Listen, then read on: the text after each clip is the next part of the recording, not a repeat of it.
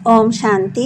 26 मई 2026 के बाबा के मधुर महावाक्य। बाबा कहते, मीठे बच्चे सदा इसी खुशी में रहो कि स्वयं भगवान हमें टीचर बनकर पढ़ाते हैं। हम उनसे राजयोग सीख रहे हैं, प्रजा योग नहीं। सदा इसी खुशी में रहो कि स्वयं भगवान हमें टीचर बनकर पढ़ाते हैं। हम उनसे राजयोग सीख रहे हैं, प्रजा योग नहीं। प्रश्न, इस पढ़ाई की खूबी कौन सी है? तुम्हें अब तक पुरुषार्थ करना है। कब तक पुरुषार्थ करना है?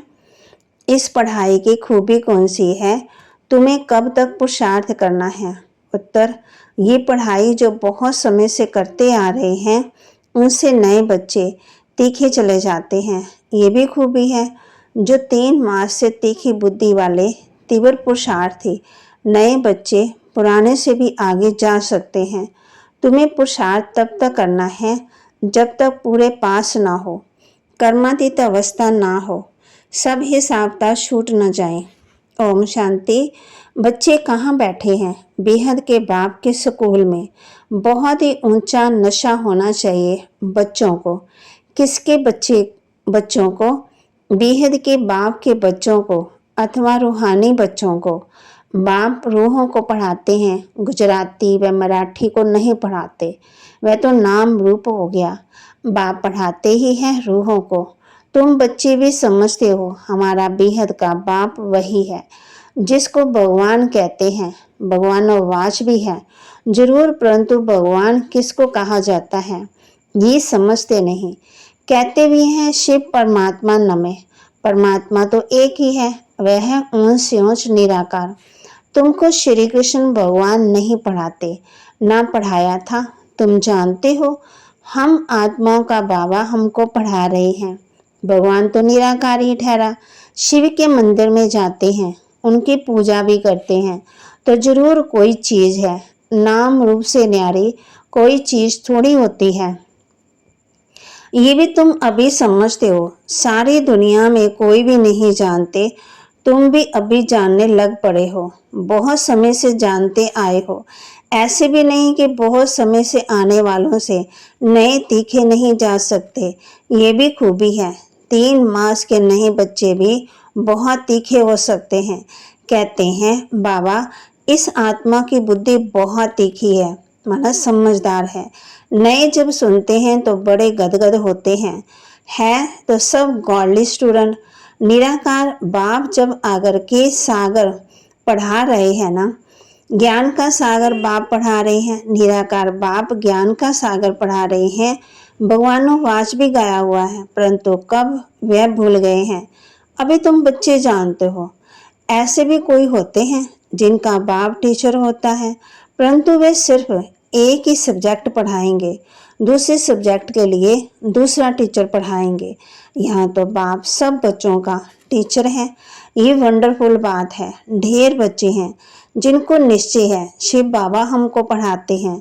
श्री कृष्ण को बाबा कह नहीं सकते। श्री कृष्ण को ऐसे टीचर गुरु भी नहीं कह समझते। ये तो प्रैक्टिकल पढ़ा रहे हैं। तुम भिन्न भिन्न प्रकार के स्टूडेंट बैठे हो। बाबा टीचर पढ़ाते हैं। जब तक तुम पास हो जाओ, कर्मातीत अवस्था को पालो, तब तक पुरुषार्थ करना है। कर्मों के हिसाब किताब से छूटना है। तुम्हें अंदर में बड़ी खुशी होनी चाहिए। बाबा हमको ऐसी दुनिया में ले जाते, और कोई ऐसे स्कूल होते नहीं जो बच्चे बैठे हों और समझे परम धाम निवासी बाबा आकर के हमें पढ़ाएंगे। अभी तुम यहाँ बैठते हो तो समझते हो हमारा बेहद का बाबा हमको पढ़ाने के लिए आते हैं, तो अंदर में बड़ी खुशी होनी चाहिए। बाबा हमको राजयोग सिखा रहे हैं, प्रजा योग नहीं, ये है राजयोग। इस याद से ही बच्चों को खुशी का पारा चढ़ना चाहिए। कितना बड़ा इम्तिहान है और तुम बैठे कितने साधारण हो। जैसे मुसलमान लोग बच्चों को दरी पर बैठकर पढ़ाते हैं, तुम इस निश्चय से यहाँ आते हो। अब बाप के सम्मुख बैठे हो। बाबा भी कहते हैं मैं ज्ञान का सागर हूँ। मैं कलब कलब आकर के राजयोग सिखाता हूँ। श्री कृष्ण के 84 जन्म कहो या ब्रह्मा के 84 जन्म कहो, बात एक ही है। ब्रह्मा सो श्री कृष्ण है। ये बुद्धि में अच्छी रीति धारण करना है। बाप के साथ बड़ा लव रहना चाहिए। हम आत्माएं उस बाप के बच्चे हैं। परमपिता परमात्मा आकर के हमको पढ़ाते हैं। श्री कृष्ण तो हो ना सके, ऐसे थोड़ी श्री कृष्ण ने पढ़ाया होगा, ताज आदि उतार कर आया होगा। अब पढ़ाने वाला तो बुजुर्ग चाहिए। बाप कहते हैं मैंने बुजुर्ग तन लिया है, ये फिक्स है। शिव बाबा ब्रह्मा द्वारा ही पढ़ाते हैं, कहते भी हैं बरोबर परमपिता परमात्मा ब्रह्मा द्वारा स्थापना करते हैं। अब ब्रह्मा कहाँ से आया ये समझते नहीं।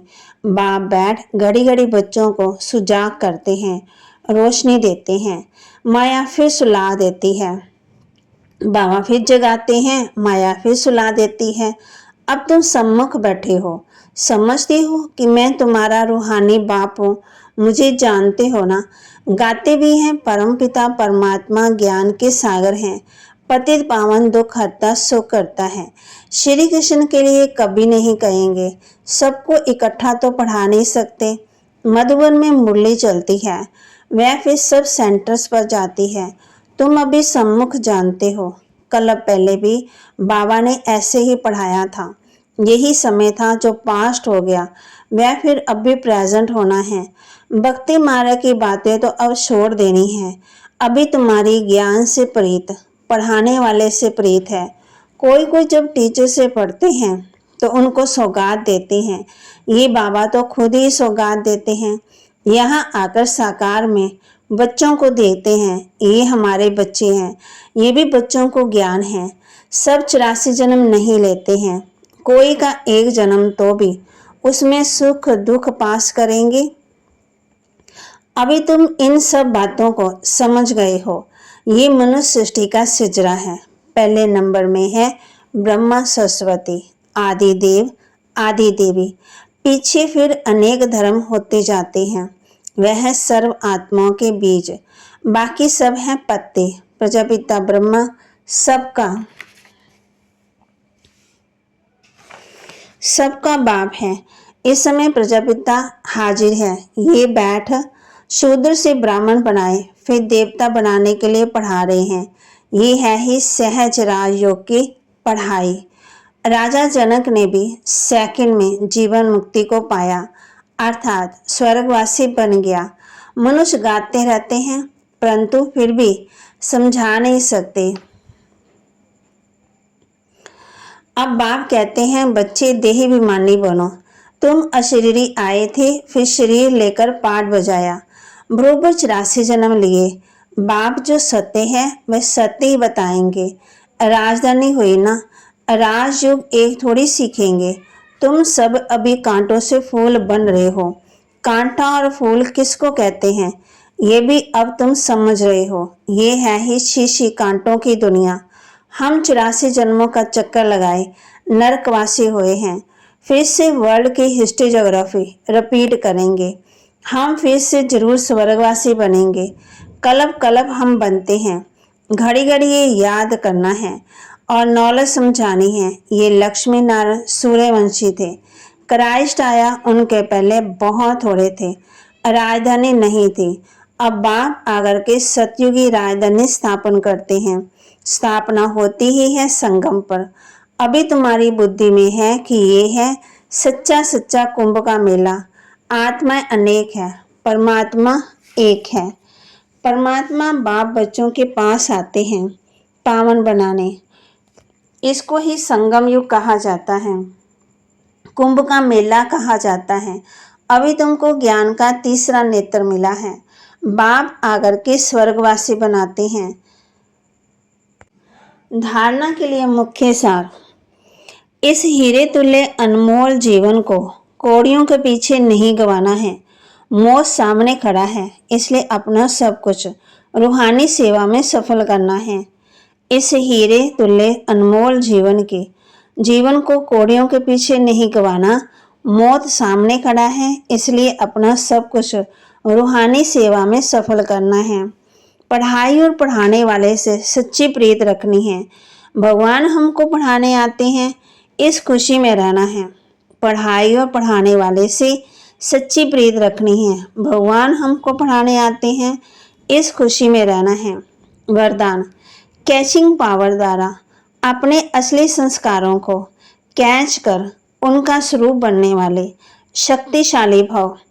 कैचिंग पावर द्वारा अपने असली संस्कारों को कैच कर उनका स्वरूप बनने वाले शक्तिशाली भव। पुरुषार्थ का मुख्य आधार है कैचिंग पावर, जिसे साइंसदान बहुत पहले से साउंड को कैच करते, ऐसे आप साइलेंस की शक्ति से अपने आदि दैवी संस्कार कैच करो।